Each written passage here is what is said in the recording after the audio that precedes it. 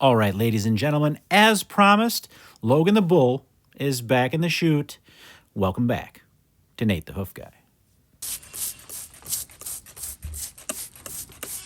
Now, if you haven't seen his first trim, that was the last video that I made public just a couple days ago, so go back and check that out. We got him back now for the recheck.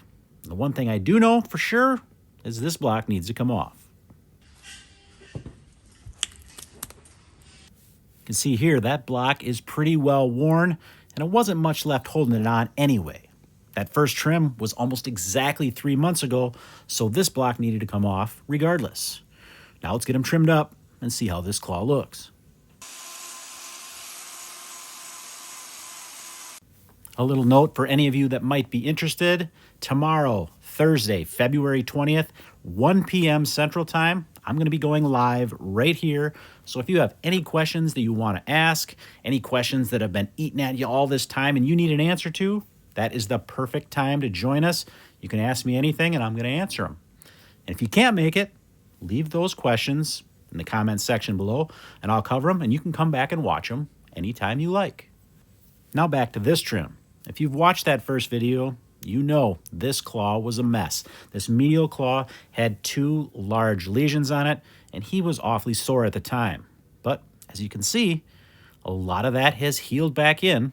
The only question we have at this point, are those lesions completely healed? It's going to take some trimming to answer that question.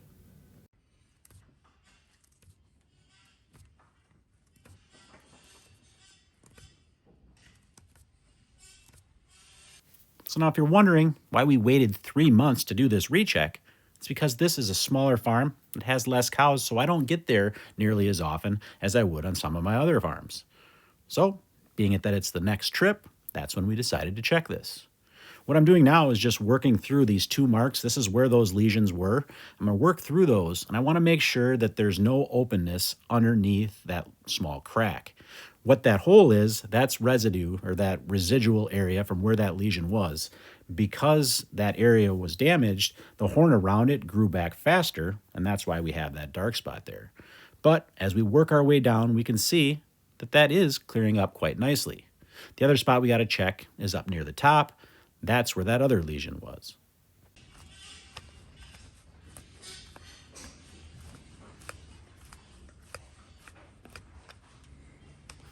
As I'm examining these areas, all I'm doing is trimming enough hoof horn away to make sure that we don't have exposed corium underneath. I don't have to go any further than that. These problems start on the inside and work their way out. Once I can determine that there's nice solid hoof horn underneath, I can stop working on it. And luckily for him, both of these areas are cleared up. Just want to check this interdigital space here and make sure there's no dermatitis in there that might further complicate this problem.